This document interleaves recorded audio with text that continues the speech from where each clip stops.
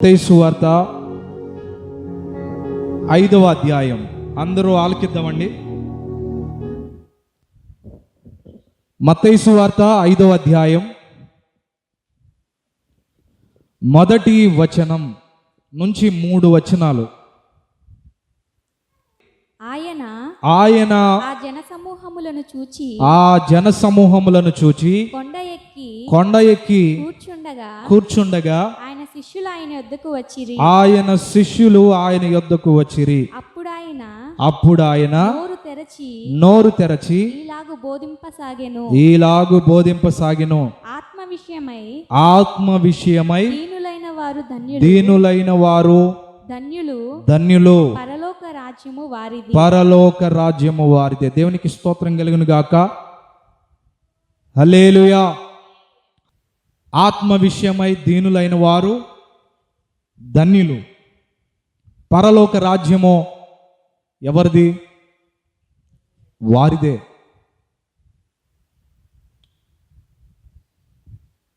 మత్తయి సువార్త 5వ అధ్యాయం, 6వ అధ్యాయం, 7వ అధ్యాయం, ఈ 3 అధ్యాయాలు యేసుక్రీస్తు ప్రభుల వారు ఒక కొండ మీద కూర్చుండి విస్తారమైన జన సమూహానికి క్రైస్తవునిగా ఎలాగూ జీవించాలో ఒక వండర్ఫుల్ ప్రిన్సిపల్స్, అంటే జాగ్రత్తలు, మంచి మాటలు ఆయన ప్రకటించడం జరిగింది. ఎన్ని అధ్యాయాలండి కొండ మీద ప్రసంగం? 5వ అధ్యాయం, 6వ అధ్యాయం, 7వ అధ్యాయం. ఈ 3 అధ్యాయాలను కొండ మీద ప్రసంగం మీద మన దేవుడు, సర్వశక్తిమంతుడైన దేవుడు మాట్లాడడం జరిగింది. ప్రాముఖ్యమైన ప్రవక్తలు, వక్తలు ఎంతోమంది ఉన్నారండి. మంచి మంచి మాటలు చెప్పేటువంటి వాళ్ళు ఈ లోకంలో ఎంతోమంది ఉన్నారు. అలాగే ప్రవచన కర్తలు కూడా ఉన్నారు. మరి మోటివేషనల్ స్పీకర్స్ కూడా ఉన్నారు. అందులో స్వామి వివేకానంద కూడా ఒక మోటివేషనల్ స్పీకర్. ఎంతో అద్భుతంగా మరి ప్రకటించే ప్రవచనకర్తలు ఉన్నప్పటికీ కూడా యేసుక్రీస్తు ప్రభుల వారు మనిషిని యొక్క జీవన విధానం, మనిషిని యొక్క పరిశుద్ధమైనటువంటి బ్రతుకు, ఈ లోకంలో ఎలా బ్రతకాలో, ఎలా నడుచుకోవాలో, ఎలాగా నీ మనుగడను కొనసాగించాలో పరిశుద్ధాత్మ దేవుడు యేసుక్రీస్తు ప్రభుల వారు ఈ 3 అధ్యాయాల్లో తెలియజేశారు. అందుకే ప్రపంచంలో ఎంతోమంది ప్రవక్తలు, వక్తలు పలికిన మాటల కన్నాను కూడా యేసుక్రీస్తు ప్రభుల వారు పలికిన ఈ 3 అధ్యాయాల్లో అనేకమైనటువంటి విలువైనటువంటి, శ్రేష్టమైనటువంటి, ఎవ్వరూ పలకనటువంటి మాటలను యేసుక్రీస్తు ప్రభుల వారు పలికారు. అందుకే కొండ మీద ప్రసంగానికి ఎంతో బైబిల్లో ప్రాముఖ్యత, ప్రాధాన్యత ఇవ్వబడింది. ఈరోజు ఆ 3 అధ్యాయాల్లో ఉన్న విషయాలను పంచుకోవాలంటే సమయం సరిపోదు, కానీ కొన్ని విషయాలను పరిశుద్ధాత్మ దేవుడు మనకు అనుగ్రహిస్తున్న కొలది మనం మాట్లాడదాం. మొదటి అధ్యాయం అంటే 5వ అధ్యాయం మొదటి లేక 3 వచనాల నుంచి కూడా మనం చూస్తే ధన్యులు, ధన్యులు, ధన్యులు అని కనబడుతుంది. ఏమని కనబడుతుందంట? ధన్యులు, ధన్యులు, ధన్యులు, ధన్యులు, ధన్యులు, ధన్యులు అని 9 సార్లు కనబడుతుంది. అందుకే బైబిల్ పండితులు దీనికి ఒక పదాన్ని, ఒక ఉచ్చరించడానికి ఒక మాటను పెట్టారు. ఏంటంటే నవధన్యతలు అని పెట్టారు. అర్థమవుతుందండి? ఒకసారి చదవమ్మా. అసలు అవేవి ధన్యతలో చదువుదాం చూడండి. ఆత్మ విషయమై, ఆత్మ విషయమై, ఇది 3వ వచనం. ఆత్మ విషయమై దీనులైన వారు ధన్యులు, దీనులైన వారు ధన్యులు, పరలోక రాజ్యము వారిది. పరలోక రాజ్యం వారిది. దుఃఖపడువారు ధన్యులు, దుఃఖపడేవారు ధన్యులు, వారు ఓదార్చబడుదురు. వారు ఓదార్చబడుదురు. సాత్వికులు ధన్యులు, సాత్వికులు ధన్యులు, వారు భూలోకమును స్వతంత్రించుకొందురు. వారు భూలోకాన్ని స్వతంత్రించుకొందురు. నీతి కొరకు నీతి కొరకు ఆకలి దప్పులు గలవారు ధన్యులు, ఆకలి దప్పులు గల వారు ధన్యులు, వారు తృప్తిపరచబడుదురు. వారు తృప్తిపరచబడుదురు. కనికరము గలవారు ధన్యులు, కనికరము పడువారు ధన్యులు, వారు కనికరము పొందుదురు. వారు కనికరాన్ని పొందుతారు. హృదయ శుద్ధి గలవారు ధన్యులు, హృదయ శుద్ధి గలవారు ధన్యులు, వారు దేవుని చూచెదరు. వారు దేవుణ్ణి చూచెదరు. సమాధాన పరుచువారు ధన్యులు, సమాధాన పరుచువారు ధన్యులు, వారు దేవుని కుమారులు అనబడుదురు. వారు దేవుని కుమారులు అనబడుదురు. నీతి నిమిత్తము నీతి నిమిత్తము హింసింపబడువారు ధన్యులు, హింసించబడేవారు ధన్యులు, పరలోకము రాజ్యము వారి. పరలోక రాజ్యము వారిది. దేవునికి స్తోత్రం కలిగిన గాక. చూసారా ఎన్ని ధన్యతలు ఉన్నాయో. ధన్యత ధన్యత అసలు ధన్యకరమైన జీవితం ఏంటి అని అడిగితే నేటి దినాల్లో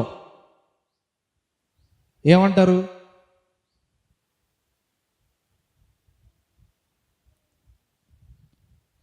ఆ ₹1,00,000 డాక్రా రావట్లేదు రావట్లేదు రావట్లేదు రావట్లేదు అని బాధపడి ఒక్కసారిగా విడుదల చేశారనుకోండి, ఒక న్యూస్ ఛానల్లో విడుదల చేయగానే ఎన్నో రోజుల నుంచి ఆ డోక్రా డబ్బుల కొరకు ఎదురు చూసి చూసి చూసి చూసి ఉన్న మనము 10 గ్రూపులు అంటే 2 గ్రూపులకి ఆ యొక్క ధనం శాంక్షన్ అయింది అనుకోండి, ఏమంటారు? ఎంతమందికి శాంక్షన్ కాలేదు, మీకే శాంక్షన్ అయింది, మీరు ధన్యులు అంటారు. అర్థమైందా? అది నిజమైన ధన్యత. అప్పు రావడం కూడా ధన్యతేనా?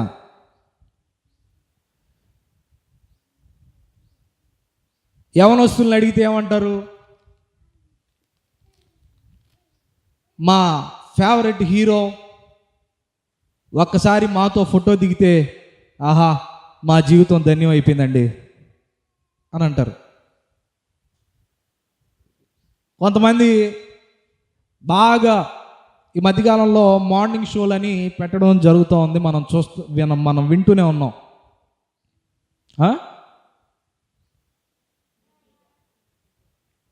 మార్నింగ్ షోస్ అని పెడతా ఉన్నారు.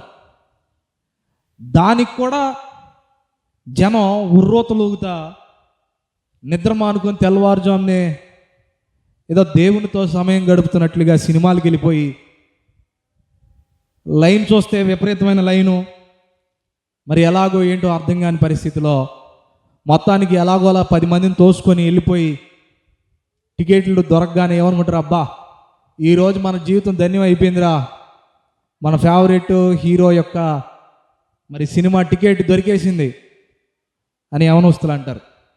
నిజంగా ఎంత హాస్యాస్పదంగా ఉందో. ఇక తెల్లారి లేచి ఈ చెయ్యి చూసుకుంటూ ఉంటుందేమో.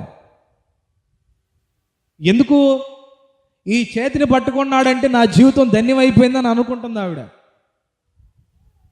ఈరోజు యవనస్తులు కూడా అనుకుంటున్నారు, నా అభిమాన నటుని పక్కన నేను నిలబడి ఫోటో తీస్తే నా జీవితం ధన్యం అనుకుంటున్నారు. లేకపోతే నాకు లోన్ శాంక్షన్ అయితే నా జీవితం ధన్యం అయిపోయింది అనుకుంటున్నారు. లేకపోతే ఏదో జరగని కార్యాలు ఆశ్చర్యరీతిగా జరిగితే నా జీవితం ధన్యమైపోయింది ధన్యమైపోయింది ధన్యమైపోయింది అనుకుంటున్నారు. కానీ నిజమైన ధన్యత ఏంటి? నిజమైన ధన్యత ఏంటి అని మనం ప్రశ్నిస్తే, ఆలోచన చేస్తే దేవుని వాక్యంలో దానికి జవాబు దొరుకుతుంది. ఒకరోజు యేసుక్రీస్తు ప్రభువారు ఇలాగే వాక్యాన్ని ప్రకటిస్తూ ఉన్నారు. యేసుక్రీస్తు ప్రభువారు వాక్యాన్ని ప్రకటిస్తూ ఉండగా అనేక మంది ఆయన యొద్దకు వెళ్ళి ఆయన్ని పట్టుకోవాలని ప్రయత్నిస్తూ ఉండగా, ఆయన ఎక్కడికి వెళ్తే అరణ్యంలోకి వెళ్తున్నారు, ఎడారి వంటి ప్రాంతాలకు వెళ్తే ఎడారి వంటి ప్రాంతాలకు వెళ్తున్నారు, సముద్ర తీరానికి వెళ్తే సముద్ర తీరాలకు వెళ్తున్నారు. జనులు ఎక్కడుంటే అక్కడికి యేసుక్రీస్తు ప్రభులు వారిని వెంబడించడం మొదలుపెట్టారు. అప్పుడు ఒక తల్లి అంటది, యేసు ప్రభువా, యేసు ప్రభు, నిజంగా నిన్ను కన్నా నీ తల్లి ఎంత ధన్యురాలు అని అంటుంది. ఇంకా కొంచెం ముందుకు వచ్చి అంటది, నీవు త్రాగిన ఆ తల్లి పాల యొక్క స్థలములు ఎంత ధన్యత. పాలు తాగిన ఆ తల్లి యొక్క స్థలములు ఎంత ధన్యములు. తన గర్భమున పుట్టిన తను ఎంత ధన్యురాలు అని పొగడడం, అరవడం మొదలుపెట్టింది. అప్పుడు యేసు ప్రభు చిన్న నవ్వి అంటాడు, నిజమే,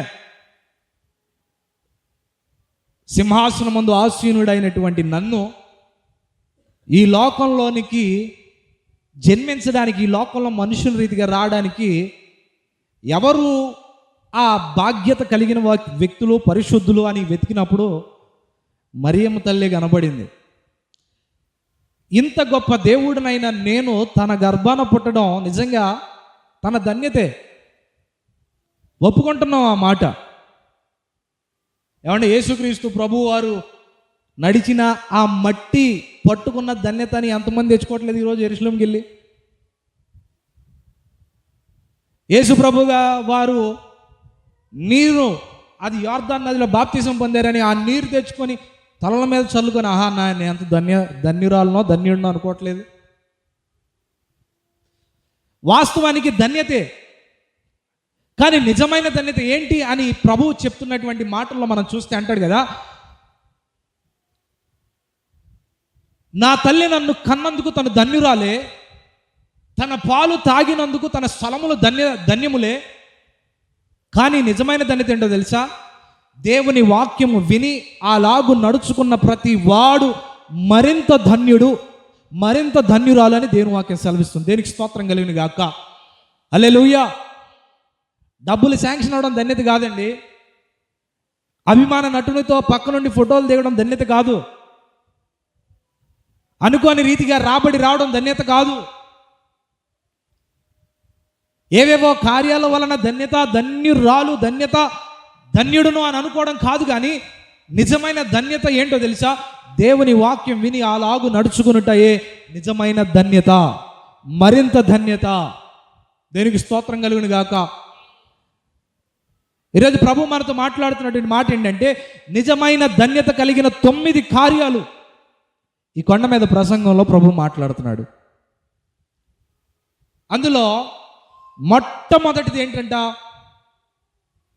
ఏంటి చెప్పండి? మొట్టమొదటి ధన్యత ఏంటంట? ఆత్మ విషయమై దీనులైన వారు ధన్యులు. చూసారా? 9 ధన్యతకరమైన విషయాలు ఉంటే వాటిలో మొట్టమొదటిగా ప్రస్తావించినటువంటి మాట, ఆత్మ విషయములో దీనులైన వారు ధన్యులు. ఆత్మ విషయములో అనగా ఆధ్యాత్మిక స్థితిలో దీనత్వం కలిగి ఉండాలి. దీనత్వానికి మరొక అర్థం తగ్గించుకొనుట. దీనత్వానికి మరొక పర్యాయ పదం ఏమైనా ఉందంటే రిక్తునిగా చేసుకొనుట. మొత్తానికి తన్ను తాను తగ్గించుకొనుట అని అర్థం. క్రైస్తవ జీవిత మనుగడ కొనసాగిస్తున్నప్పుడు, ప్రారంభించినప్పుడు మనం కలిగి ఉండాల్సిన ప్రాముఖ్యమైన లక్షణం, గుణగణం ఏదైనా ఉందంటే, యేసుక్రీస్తు ప్రభుల వారే అత్యంత విలువైన ఆ ప్రసంగంలో మొట్టమొదటి అంశాన్ని ఎంచుకొని మాట్లాడుతున్నటువంటి మాట, ఆత్మ విషయమై దీనులైన వారు ధన్యులు. Blessed is the one who humbles himself. ఎవరైతే తనను తాను తగ్గించుకుంటారో, ఆత్మ విషయంలో, దేవుని విషయంలో, ఆధ్యాత్మిక స్థితిలో ఎవరైతే తగ్గించుకుంటారో వారు నిజమైన ధన్యులు. ఈ నవధన్యతల ఈ 9 విషయాల్లో కూడా మొట్టమొదటిగా సూచించినది తగ్గించుకునుట. ఏమండి, అంత పెద్ద ప్రసంగంలో మొట్టమొదటి పాయింట్ చాలా ప్రాముఖ్యమై ఉండాలి. అంతేనా? మనం ఏదైనా విషయాన్ని, మాటను చెప్పడానికి మనం ముందుగా స్టార్ట్ చేసినప్పుడు విలువైన విషయాలు 10 ఉన్నాయి అనుకోండి, దాంట్లో మొట్టమొదటిది ముందుగా దాన్ని ఉచ్చరిస్తాం, ముందుగా దాన్ని మాట్లాడతాం. అలాగే పరుగు పందెంలో పరిగెత్తినప్పుడు ప్రాముఖ్యమైన వ్యక్తులు ఎవరు అంటే విజయం పొందిన వారే. అందుకే 3వ ర్యాంకును వచ్చిన వాడిని ముందుగా ప్రకటిస్తారా? 2వ ర్యాంక్ వచ్చిన వాడిని ముందుగా ప్రకటిస్తారా? లేదు, మొదటిగా ఉన్నటువంటి వ్యక్తినే ప్రకటిస్తారు. ఎందుకంటే అతడు ప్రాముఖ్యం అని. ఉన్న అంశాలన్నిటిలో కూడా ఈ కొండ మీద ప్రసంగంలో అనేక విషయాలు ప్రభు మాట్లాడారు. వాటన్నిటి విషయంలో ప్రాముఖ్యమైన విషయం ఏదైనా ఉన్నది అని అంటే అది మొట్టమొదటిగా ప్రస్తావించినది, ఆ ప్రస్తావించిన మాటలు నవధన్యతలు. నవధన్యతల్లో మొట్టమొదటి మాట ఏంటంటే ఆత్మ విషయమై దీనులు అయిన వారు ధన్యులు.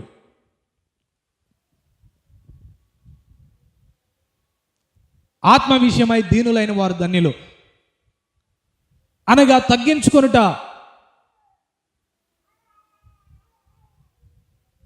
తగ్గించుకున్న వారికే పరలోక రాజ్యం ఉంటుందని కూడా దేవుని వాక్యం సెలవిస్తుంది.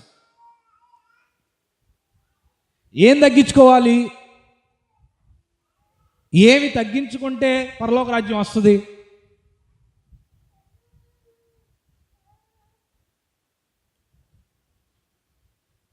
ఏం తగ్గించుకుంటే పరలోక రాజ్యానికి అర్హులవుతారు అని అంటే ఏమి లేదండి, తనను తాను తగ్గించుకొనుటయే. అంటే దేవుని ఎదుట, సంఘము ఎదుట, నీ కుటుంబం ఎదుట, నీ బిడ్డల ఎదుట నిన్ను నీవు సాత్వికమైన గుణగణం కలిగినప్పుడు, పరిశుద్ధాత్మ అనుభవం నీకు అనుగ్రహించబడినప్పుడు నీలో ఒక తెలియని తగ్గింపు స్వభావం కనపడుతుంది.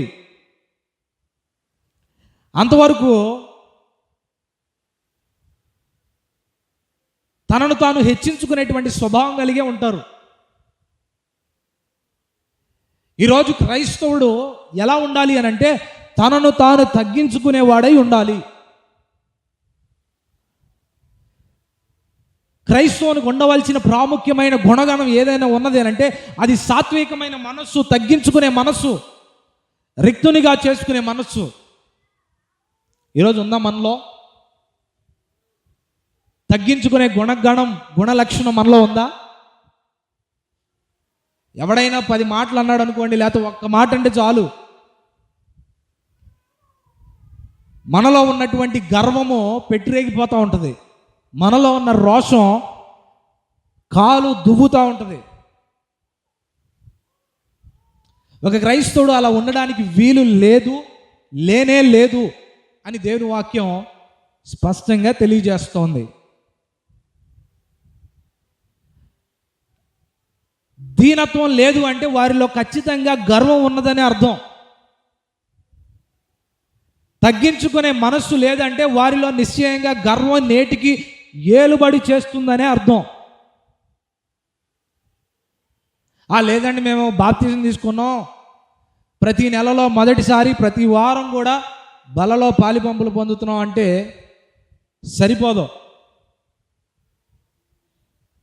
దీనత్వం కలిగిన మనస్సు కేవలం బాప్తిజం ద్వారా రాదు, కేవలం రొట్టెలో బల్లారాధనలో పాలిపంపులు పొందడం వలన కాదు, కానీ పరిశుద్ధాత్మ వలన నీలో కలుగుతుంది. దేనికి స్తోత్రం కలిగిన గాక. ఈరోజు అనేక మంది క్రైస్తవులు ఈ లోకంలో ఉన్నారు, కానీ దీనత్వం కలిగిన క్రైస్తవుల సంఖ్య అత్యంత స్వల్పమే.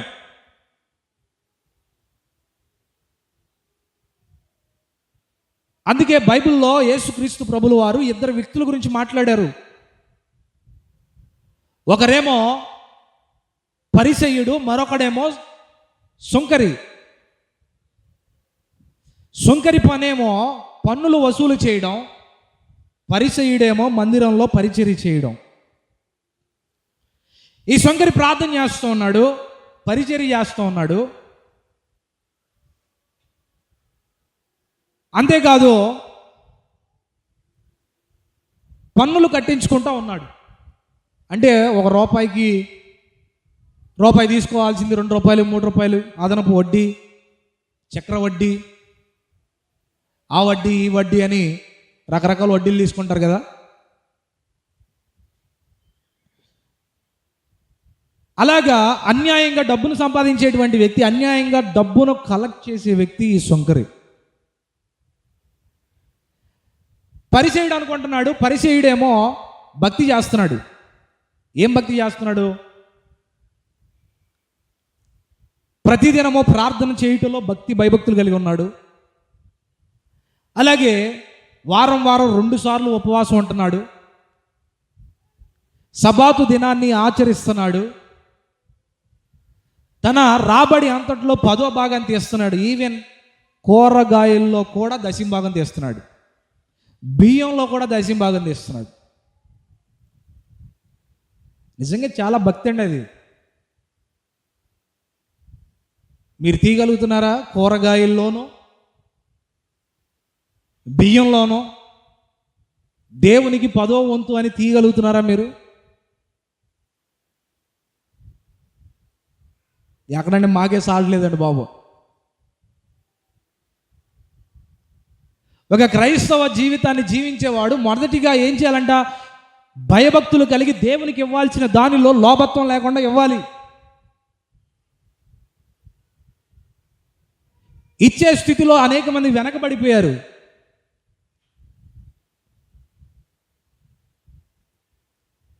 బియ్యంలో కూడా తీసేస్తారంటండి. ఈరోజు అన్నం 3 గ్లాసులు పోస్తే దాంట్లో సగమో గ్లాసు దేవునికి సపరేట్గా తీసేవాళ్ళు ఉన్నారు ప్రతిరోజు. చాలా భయభక్తులు కలిగిస్తున్న వ్యక్తులు కొంతమంది ఉన్నారు. వారితో అంటే ఇక్కడ కనబడుతున్నటువంటి పరిసయ్యుడితో మనం పోల్చుకుంటే పరిసయ్యుని భక్తి ఎదుట మనం సరిపోం. ఎందుకంటే వారంలో 2 రోజులు ఉపవాసం ఉంటున్నాడు. తన ఆహార పదార్థాల్లో మంచి పదార్థాలన్నిటిలో 10వ వంతు తీస్తున్నాడు. అలాగే సబ్బాతు దినాన్ని ఆచరిస్తున్నాడు. ప్రార్థన ఆపకుండా చేస్తున్నాడు. ఇవన్నీ మనం చేస్తున్నావా? చెప్పండి, చెప్పాలా? ఇవన్నీ మనం చేయగలుగుతున్నావా? చేయట్లేదు. ఒక విధంగా మనతో పోల్చుకుంటే ఈ పరిచయుడే గొప్ప భక్తిపరుడిగా కనబడుతున్నాడు. కానీ దేవుడు ప్రస్తావించిన మాట ఏంటంటే వీరిద్దరు ప్రార్థన చేస్తున్నారు, కానీ వీరిద్దరిలో ఒక్కరి ప్రార్థన ఆలకించబడింది. ఒక్కరే సమాధానం పొందుకొని తిరిగి వెళ్ళాడు. భక్తి చేస్తున్నాడు, కానీ తనలో తగ్గింపు స్వభావం లేదు అంటున్నాడు కదా. దేవుని దగ్గరికి వచ్చి, ఇదిగో ప్రభువా, ఈ వారం అంతా నా ఆహార పదార్థాల్లో 10వ భాగం లెక్క తగ్గకుండా తెచ్చాను. ప్రభు అంటాడు, వెరీ గుడ్. వారానికి 2 రోజులు ఉపవాసం ఉంటున్నాను. ఆహా, నిజంగా ఎంత గొప్ప విషయం. ప్రతిరోజు ప్రార్థన చేస్తూనే ఉన్నాను, వండర్ఫుల్. కానీ ప్రార్థన చేస్తూ అంటాడు, ప్రభువా, నీ కృప చొప్పున నన్ను దీవించి ఆశీర్వదించిన దాని కొలదై ప్రతిదీ కూడా నా ప్రతి దానిలో 10వ భాగం తీసేస్తున్నాను, పరిశుద్ధంగా బ్రతుకుతున్నాను.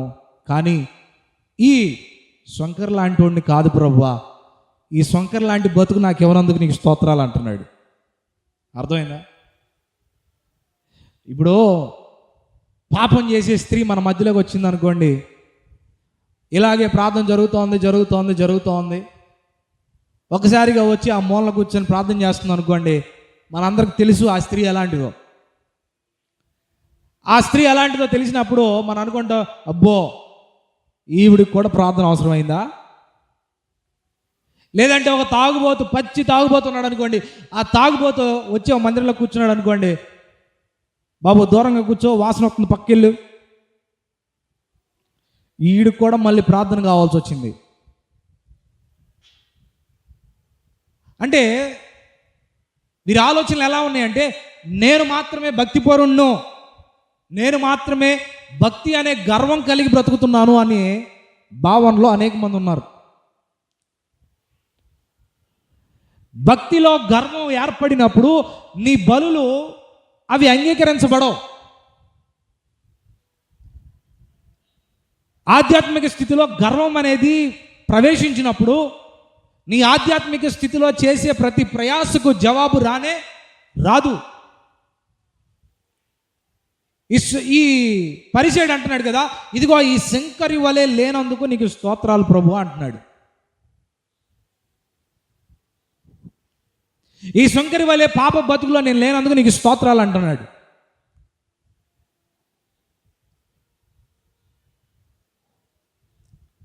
దేవుడు ఎవరి కోసం వచ్చారో చెప్పనా? పరిశుద్ధుల కొరకు రాలేదు. దేవుడు ఎవరి కోసం వచ్చారు? పాపుల కొరకే వచ్చాడు.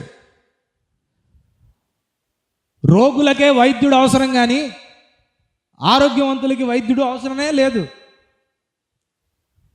ఈరోజు భయభక్తులు కలిగి బ్రతుకుతున్నావు, దేనికి స్తోత్రం. కానీ అదే పాపపు ఊబిలో బ్రతుకుతున్న వారు అనేక మంది ఉన్నారు. వారి బ్రతుకులను మార్చుకుంటున్న సందర్భంలో నీకు నాకు కనబడినప్పుడు, అబ్బో వీడు పెద్ద భక్తిపరుడండి, అబ్బో ఈవిడ పెద్ద భక్తిపరురాలండి, ఏమో ప్రార్థన చేసిద్ది మళ్ళీ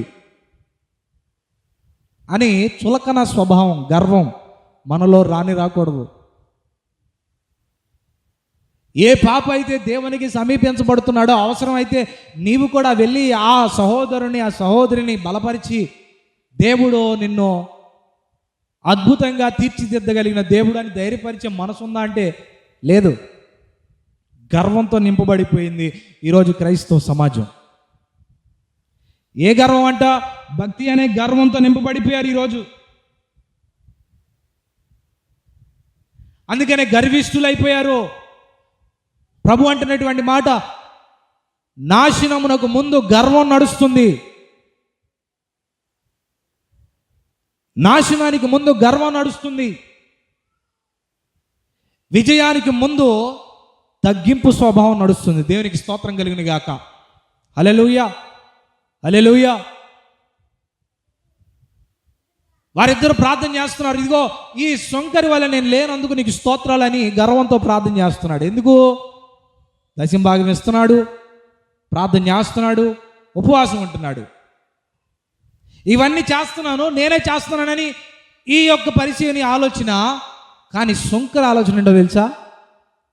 ఆ మందిరంలో కూర్చొని అంటున్నాడు, మందిరం లోపలకు కూడా అడుగు పెట్టకుండా ప్రభువా, ఆకాశము వైపు చూచుటకు కూడా నాకు యోగ్యత లేదయ్యా. ఆకాశం వైపు నీ వైపు నాకు కన్నులెత్తి చూడడానికి కూడా నేను పాత్రుడను కాను అని తనను తాను తగ్గించుకొని గుండెలు బాదుకొని ఏడుస్తూ అంటున్నటువంటి మాట, నేను తగినవాడను కాను. దేవుడు ఎవరి ప్రార్థన ఆలకిస్తారంటే, ఎవరైతే విరిగి నలిగిన హృదయంతో తగ్గించుకొని ఆయన సన్నిధిలో మొరపెడతారో వారి ప్రార్థన మాత్రమే ఆలకించే దేవుడు. దేనికి స్తోత్రం కలిగిన గాక. హల్లెలూయా.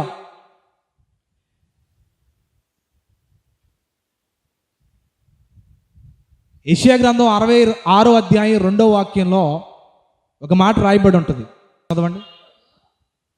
అవన్నీ నా హస్తకృత్యములే, అవి నా వలన కలిగినవని యెహోవా సెలవిస్తున్నాడు.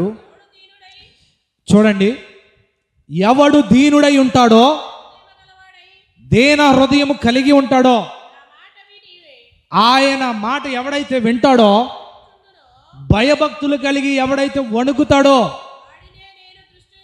వాని యందు నేను నా దృష్టిని నిలిపేదను. దేనికి స్తోత్రం కలుగును గాక. హల్లెలూయా, హల్లెలూయా. ఎవరి యందు ఆయన దృష్టి నిలబడుతుంది అని అంటే, ఎవరి యందు ఆయన కనుచూపు నిలిచి ఉంటుందంటే, ఎవని యందు ఆయన కరుణ కటాక్షములు దిగి వస్తాయి అని అంటే, దీనులైన వాని ఎదుటే. అందుకే ఆయన అంటున్నటువంటి మాట, ఆత్మ విషయమై దీనులైన వారు ధన్యులు.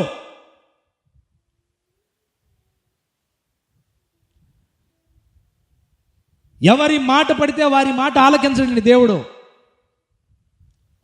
ఇదిగో ఈ శంకరి ప్రార్థన, ఈ పరిచయుడు ప్రార్థన చేశాడు. దేవుడు తనకి జవాబుని ఇవ్వలేదు, తన కనుదృష్టిని తన మీద నిలపలేదు. పేరుకు భయభక్తులు కలిగి బ్రతుకుతున్నట్టుగానే ఉన్నాడు, కానీ తనను తాను తగ్గించుకోని కారణాల చేత ఈ పరిచయని ప్రార్థన అంగీకరించబడలేదు. కానీ ఈ సుంకరి పాపం చేశాడు, అక్రమంగా సంపాదించాడు, రూపాయికి బదులు 2 రూపాయలు వసూలు చేశాడు. అయినప్పటికీ కూడా ఈ భక్తి కార్యక్రమాలు ఏది చేయనప్పటికీ కూడా పశ్చాత్తాపంతో మందిరము బయట, గుమ్మము బయట నిలిచి మోకరిల్లి అంటున్నాడు, వాడు గుండెలు బాదుకుని అంటున్నాడు మాట, ఆకాశం వైపు కన్నులెత్తి చూసే యోగ్యత కూడా నాకు లేదు అని అంటున్నాడు. దేవునికి నచ్చే స్వభావం ఏంటంటే దీనత్వం కలిగిన మనస్సు ఆయనకి నచ్చుతుంది, ఇష్టపడతాడు. ఈ రోజుల్లో దీనులు తక్కువైపోయారు, గర్విష్ఠులు ఎక్కువైపోయారు. బయట అన్యుల్లో కనబడుతున్నారు, అలాగే క్రైస్తవంలో కూడా అనేక మంది ఉన్నారు.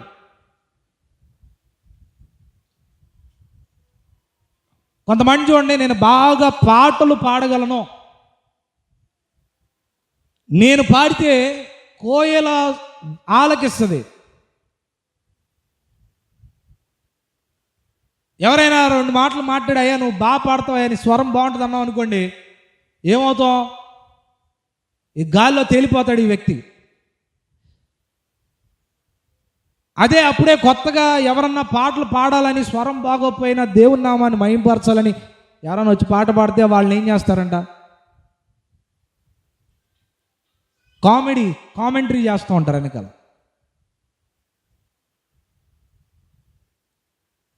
స్వరం ఉంది, మధురంగా పాడే స్వరాన్ని దేవుడు ఇచ్చాడు, అందుని బట్టి దేవునికి స్తోత్రం. కానీ ఆ తలాంతుని బట్టి గర్వం నీ ముందు నడుస్తుందా? అయితే నీ స్వరం ద్వారా ఆరాధించే ఆరాధన అంగీకరించబడదు సుమి. ఎవరి ఆరాధన అంగీకరించబడుతుంది? పాడడానికి స్వరం ఉన్నా లేకపోయినా, పాడడానికి రాగాలు తెలిసినా తెలియకపోయినా, పాడాలి, ఆయన నామాన్ని గణపరచాలి అని హృదయపూర్వకంగా తగ్గించుకొని ఎవరైతే ముందుకు వస్తారో వారి ఆరాధన అంగీకరించబడుతుంది.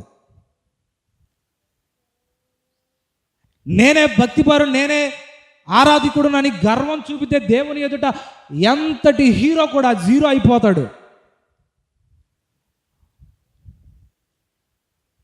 ఎంతటి హీరో కూడా 0 అయిపోవాల్సిందే. ఎవరి ఎదుట గర్వం చూపిస్తున్నాడు? దేవుని ఎదుట గర్వాన్ని చూపిస్తున్నారు అనేక మంది ఈరోజు. ఆయన ఆరోగ్యం ఇచ్చి, ఆయుష్నిచ్చి, కండబలాన్ని, బుద్ధిబలాన్ని, జ్ఞానాన్ని ఇస్తే ఈరోజు దేవుని ఎదుటే గర్వాన్ని ప్రదర్శిస్తున్న వారు అనేక మంది ఉన్నారు. ఏం దేవుడు అండి, పద్దాకల దేవుడు అంటారు. మరి ఆ దేవుడే నీకు ఆరోగ్యాన్ని, బలాన్ని, ఆయుష్ను అనుగ్రహిస్తున్న దేవుడు. కానీ భక్తిహీనత కలిగి అనేక మంది గర్వాన్ని చూపిస్తున్నారు ఈరోజు. అందుకే ప్రభు అంటున్నాడు, ఆత్మ విషయంలో దీనులైన వారు మాత్రమే ధన్యులు, వారే ధన్యులు.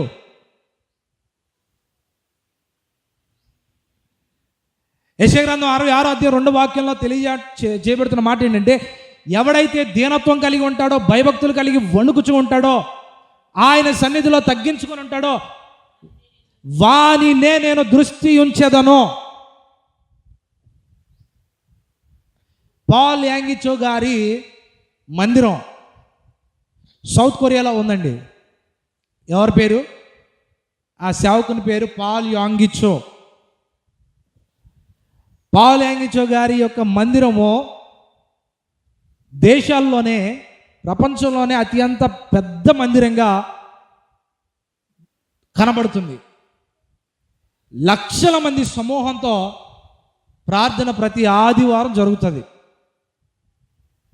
ప్రతి ఆదివారంలో జరిగేటప్పుడు ఎవరెవరు వస్తారనుకున్నారు అక్కడికి? సామాన్యులు వస్తారు, అలాగే ధనవంతులు వస్తారు, ప్రముఖ ప్రఖ్యాతిగాంచినటువంటి వారు కూడా వస్తారు. కానీ వచ్చి వారందరూ ఎక్కడ కనబడతారు? విఐపి చైర్స్లో కూర్చోరు, విఐపి సీట్లలో కాదు కూర్చునేది. వారు ఆ మందిరంలో బాత్రూములు కడిగే చోటనో, లేకపోతే వంటలు వండే చోటనో, లేకపోతే చేపలు పరిచి కుర్చీలు వేసే చోటనో ఈ అత్యంత ధనవంతులు కనబడతారు. అత్యంత ధనవంతులంటే కోటీశ్వరులు మాత్రమే కాదండి. వారు ఆ మందిరానికి వెళ్ళడానికి కార్ల మీద, బైకుల మీద కాదండి వచ్చేది. అనేక మంది విమానాల్లో, వారి సొంత విమానాల్లో ప్రయాణించి వచ్చి వాటన్నిటిని పక్కన పెట్టి ఆ మందిరంలో తన అధికారాలను, రాజకీయ అధికారాన్ని, ధన అధికారాన్ని అంతటిని పక్కన పెట్టి వారు కేవలం ఒక చోట కూర్చొని చేపలు పరచుటలో, బల్లలు వేయుటలో, కుర్చీలు వేయుటలో, లేకపోతే ఆ మందిరాన్ని శుభ్రపరచుటలో వారు కనబడతారండి. ఇది కాదా ధన్యత అంటే? ఇది కాదా తగ్గింపు స్వభావం అంటే? జేబులో 4 రూపాయలు అంటే చాలు, దేవుడు మనకు అక్కర్లేదు.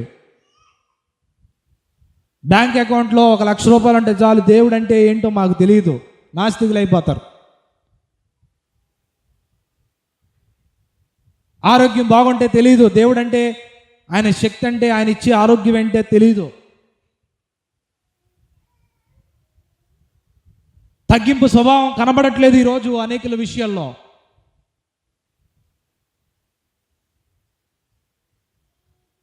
పాపం పెట్టరేగిపోతుంది, విచ్చలవిడితనాన్ని జీవించడానికి ఇష్టపడుతున్నారు. ఎక్కడ చూసిన అన్యాయము, అక్రమము, దుర్మార్గమే కనబడతా ఉంది. గర్వం ఏలుబడి చేస్తూ ఉంది. ఎంతోమంది ఉన్నతమైన స్థితిలోనికి వెళ్ళిన వారు పడవేయబడ్డానికి బలమైన కారణం గర్వం.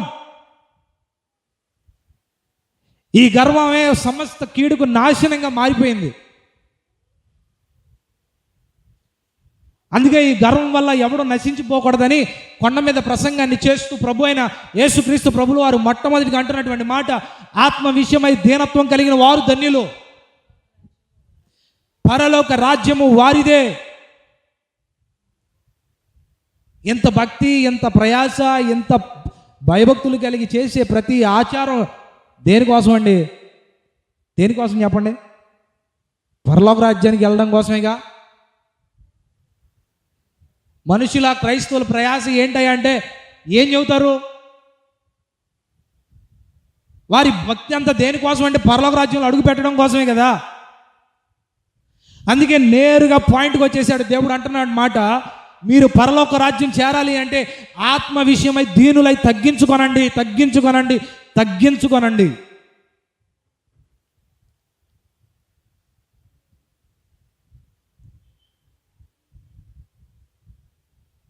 ఉద్యోగాల్లో చూడండి, ఉద్యోగాల్లోకి వెళ్ళినప్పుడు ఉద్యోగంలో రాణించబడాలని అంటే, నెలకు జీతం సరిగ్గా పడాలి అని అంటే ఆ సార్ ఏం చెప్తే అది చేయాలి, ఆ యజమానుడు ఏం చెప్తే అది చేయాలి. అతను తిట్టినా, కొట్టినా, పడినా, ఏది చేసినా కూడా ఆ జీతం కోసం పడతాం.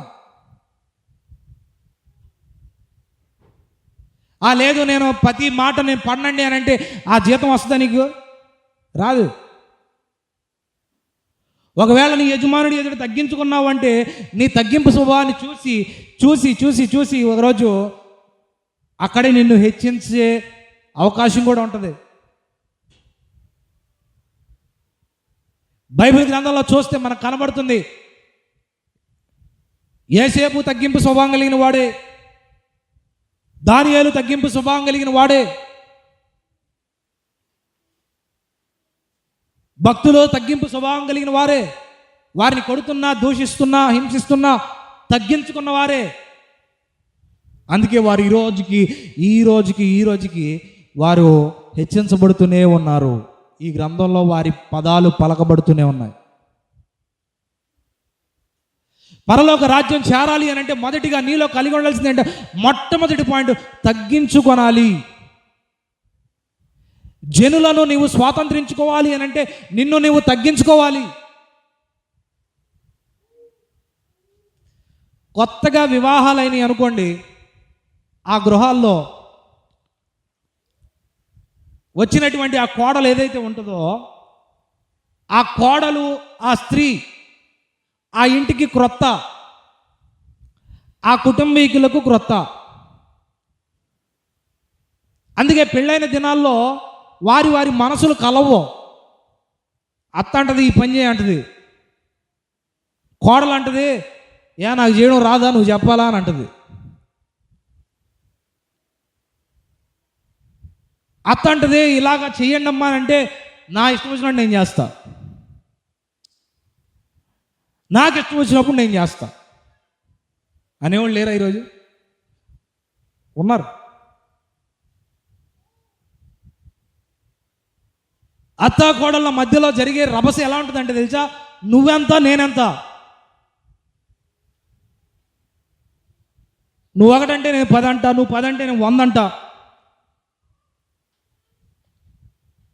ఒకవేళ రూతు కలిగిన విధేయత కలిగి ఉన్నావా? ఒకవేళ నీ అత్త నిన్నేమన్నా దూషించినా, ఒకవేళ క్రొత్తలో వచ్చి నీ మనసును అర్థం చేసుకోకుండా నీ మీద అజమాయిషీ చేసినా, లేకపోతే నిన్ను ఏదో అనరాని మాటలు ఒకవేళ అన్నా కూడా, ఒక్క తగ్గింపు స్వభావంతో ఎవరోలే అంది కాదు, బయట వాళ్ళు ఏం కాదుగా నన్ను అంది, నా అత్తేగా నన్ను అందని తగ్గించుకుని ప్రయత్నించావా ఎప్పుడన్నా? ఒకవేళ ఎవరో కాదు అంది, నా అత్తే కాబట్టి ఏం పర్లేదు, ఈ తగ్గింపు స్వభావం నీకు వచ్చిందా? ఒకవేళ ఆ తగ్గింపు స్వభావం వస్తే ఆ ఇంట్లో ఎప్పటికీ కూడా యుద్ధం జరగనే జరగదు. దేవునికి స్తోత్రం కలుగును గాక.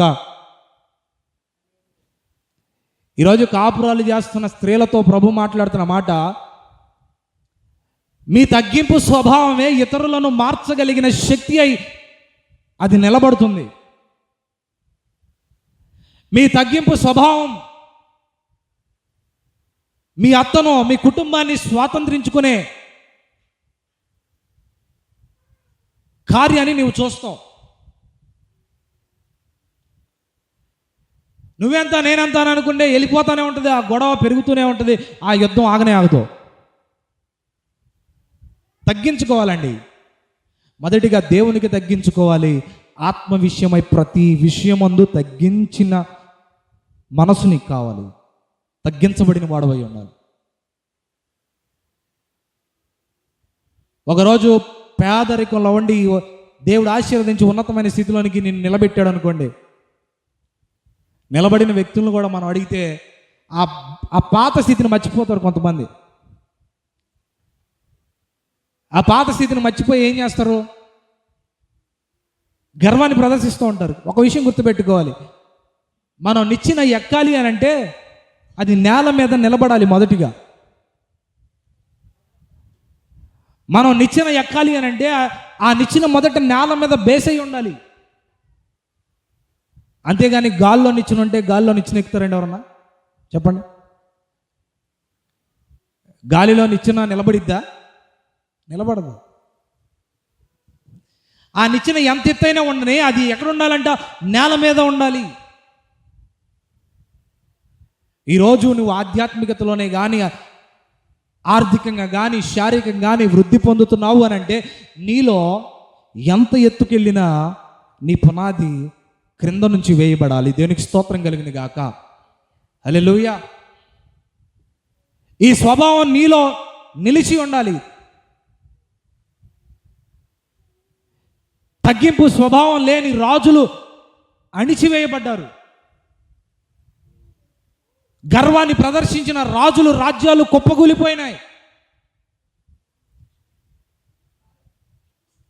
వారి అధికారాన్ని చూపించుకున్న రాజుల యొక్క అధమును అణిచివేశాడు దేవుడు. రాజుల సైతం అణిచివేయబడితే ఆఫ్టర్ ఆల్ నువ్వు నేనెంత? ఆయన సన్నిధిలో గజగజ వణుకుతూ భయభక్తులు కలిగి అడుగు పెడుతున్నామా మనం? సమయం 9 గంటల కంటే 10:30కి అడుగు పెడుతుంటే ఆయన యందు తగ్గించుకున్నాం మనం? మన పనులను తగ్గించుకుంటున్నావా? ప్రభు కొరకు నిన్ను నువ్వు తగ్గించుకుంటున్నావా? దేవుని కొరకు నిన్ను నువ్వు తగ్గించుకుంటున్నావా? ఈ తగ్గింపు స్వభావం పరలోక రాజ్యానికి నిన్ను వారసునిగా చేస్తుందన్న విషయాన్ని జ్ఞాపకం చేసుకోవాలి.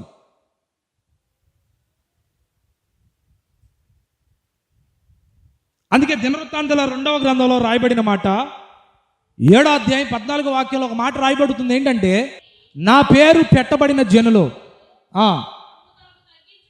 తమ్మును తాము తగ్గించుకోవాలంట. మొదటిగా ప్రార్థన చేసి నన్ను వెదకి తమ చెడు మార్గములను విడిచిన ఎడల ఆకాశము నుండి నేను వారి ప్రార్థన విని వారి పాపములను క్షమించి వారి దేశాన్నే స్వస్థపరుస్తానన్నాడు. దేనికి స్తోత్రం కలుగును గాక. హల్లెలూయా, హల్లెలూయా. జనులు తగ్గింపు స్వభావం కలిగి ఉంటే వారిని, వారి రాజ్యాన్ని కూడా దేవుడు స్వస్థపరుస్తానని చెప్తున్నాడండి.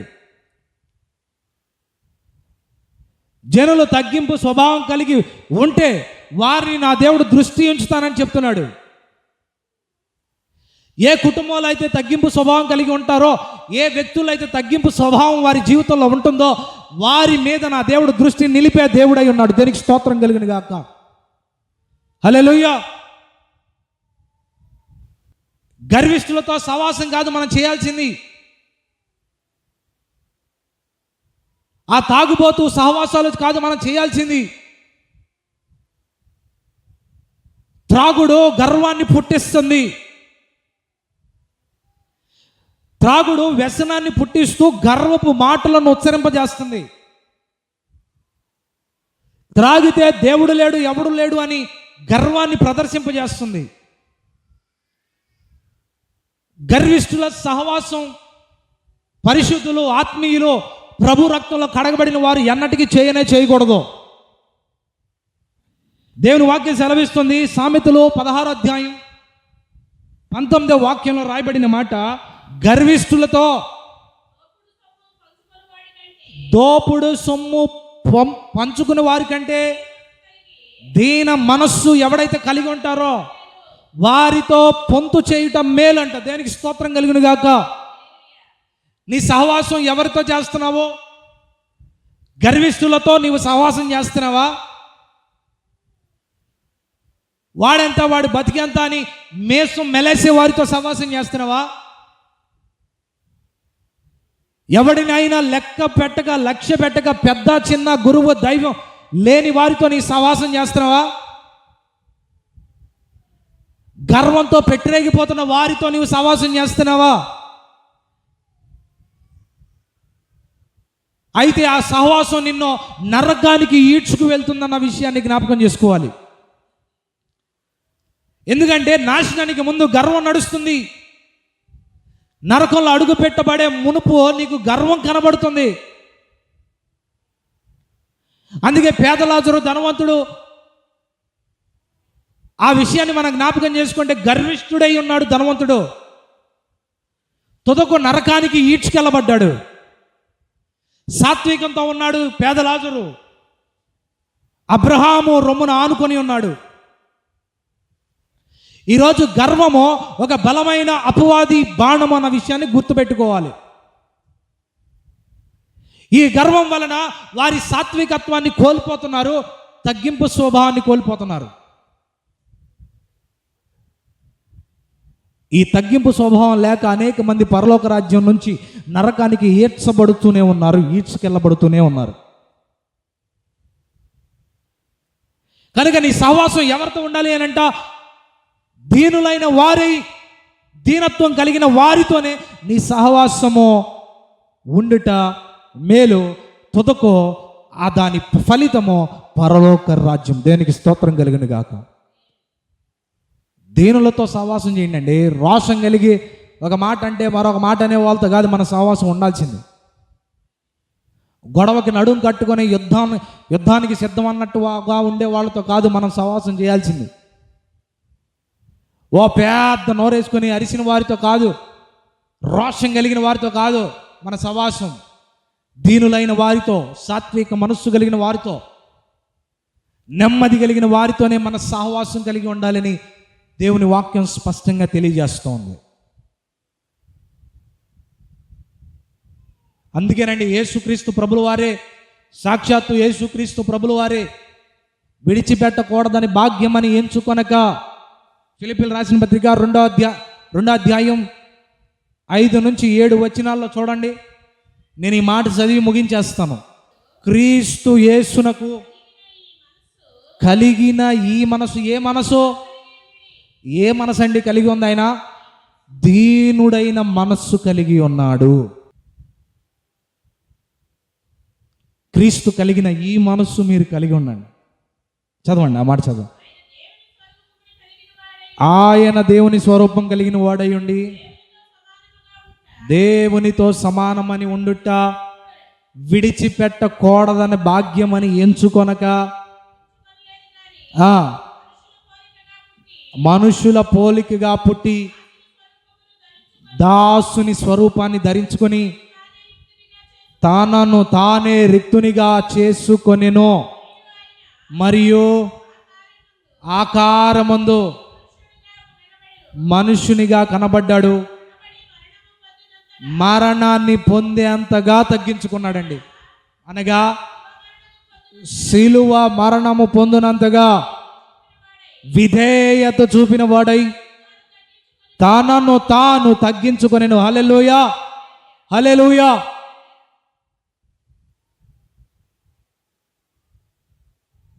ఆకాశం ఆయనదే, భూమి ఆయనదే. ఏమండి, ఇలాంటి సూర్య చంద్ర నక్షత్రాలు ఇవి మాత్రమే కాదండి, భూలోకంలో ఉంది, లేకపోతే ఈ సృష్టిలో ఉంది. ఇలాంటి గెలాక్సీలు కొన్ని కోట్ల గెలాక్సీలు ఉన్నాయి. అంత గెలాక్సీలో ఈ భూమి మీద నువ్వెంత, నీ బ్రతుకెంత? అలాంటి నీ కొరకు నా కొరకు ఆయన తనను తాను రిక్తునిగా చేసుకున్నాడని దేవుని వాక్యం సెలవిస్తుంది. తనను తాను కుదించుకున్నాడు. ఆయన ఆకారానికి ఎలాంటి వాడంట? ఆకాశం ఏమో ఆయన సింహాసనం అంట, భూమి ఆయన పాదపీఠం అంట. అంత పట్టజాలనంత విస్తారమైన దేవుడే తనను తాను తగ్గించుకొనెను అని రాయబడి ఉంటుంది. తనను తాను రిక్తునిగా చేసుకుని ఒక పసిపాలుని సైజులో, తల్లి గర్భంలో పిండము ఉన్నంత సైజులో మన దేవుడు తగ్గించుకున్నాడండి. ఈరోజు ఈ ఉదయకాల సమయంలో అంత శక్తి కలిగిన దేవుడే తగ్గించుకుంటే నీటి మీద బుడగ వంటి వారం ఇంతలో కనబడి అంతలో మాయమైపోయే మనం ప్రభు దృష్టిలో తగ్గింపు స్వభావం కలిగి ఉంటున్నావా? ఎవడైనా ఒక సహోదరుడు ఒక సహోదరి నిన్ను చూసి ఆవిడ సాత్వికురాలు, ఆవిడ మీద దోషణ కలిగిన, ఆవిడ మీద యుద్ధం చేసిన, ఆవిడ దీనత్వం కలిగి మాత్రమే ఉంటుంది అనే సాక్ష్యం నీకుందా? ఎంతమంది ఎన్ని దోషంలాడినా, బూతులు మాట్లాడినా ఆవిడ దీనత్వంతోనే ఉంటుందనే సాక్ష్యం నీకుందా? సాక్షాత్తు యేసుక్రీస్తు ప్రభులు వారు తగ్గించుకొని లోకానికి వచ్చాడు. అంతేకాదండి, సిలువ మరణం పొందినంతగా పిడిగొద్దులు గుద్దుతున్న అదే దీనత్వం, రాళ్లతో దాడి చేస్తున్న అదే దీనత్వం, కొరడాలతో కొడుతున్న అదే దీనత్వం, రక్తాన్ని చిందింపజేస్తున్న అదే దీనత్వం, దూషణలాడుతున్న అదే దీనత్వం, ఆఖరికి వస్త్రాలు పెరిగి వేసిన అదే దీనత్వం, గొర్రె పిల్ల వంటి దీనత్వం. ఈరోజు ఆ దీనుడైన యేసుక్రీస్తు ప్రభువు అంటున్న మాట, దీనులైన వారు ధన్యులు, వారు పరలోక రాజ్యాన్ని స్వతంత్రించుకుంటారు. ఆ దీనుడైన దేవుని యొక్క పోలికలోనికి నీవు నేను నడిపించబడుదుముగాక, ఆయన కలిగిన స్వభావంలోనికి నీవు నేను అడుగు పెట్టుదుముగాక. దీనత్వం కలిగి ఉండండి. నేను ఒక మాట చెప్తా, మీరు శత్రువులను కూడా స్వతంత్రించుకుంటారు. దేనికి స్తోత్రం కలుగును గాక. మీ ఉద్యోగంలో మీ మీద, మీ పనిలో మీ మీద దాడి చేసేవాళ్ళు ఉన్నారా? లేకపోతే మీ మీద అజమాయిషీ చేసేవాళ్ళు ఉన్నారా? మీరు ఇంకనూ దీనత్వాన్ని చూపిస్తూనే ఉండండి. ఏదో ఒక రోజు సింహాసనాన్ని ఎక్కిస్తాడు దేవుడు. దేనికి స్తోత్రం కలిగిన గాక. హల్లెలూయా. చెరసాలలో ఉన్న యోసేపు సింహాసనం మీద అధిష్ఠించడానికి కారణం ఒక దీనత్వం. గొర్రెలు కాసుకునేవాడు రాజ్యాన్ని ఏలడానికి దీనత్వం.